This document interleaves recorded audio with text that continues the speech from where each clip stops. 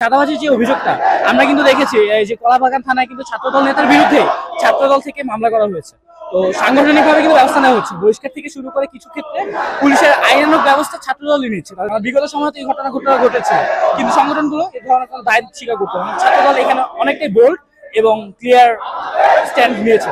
শিবিরও চাঁদাবাজির জন্য অ্যারেস্ট হয়েছে, শিবিরও চাঁদাবাজির জন্য বহিষ্কৃত হয়েছে।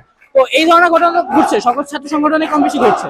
তো ছাত্রদল একটা বৃহৎ সংগঠন, তো বৃহৎ সংগঠন যেহেতু এতটা অর্গানাইজ ভাবে আন্দোলন রান করেছে, এখনো আছে, এখনো তারা ফাংশন করছে। তো এটা তো ঈর্ষান্বিত হলে তো শিবিরের হওয়া উচিত।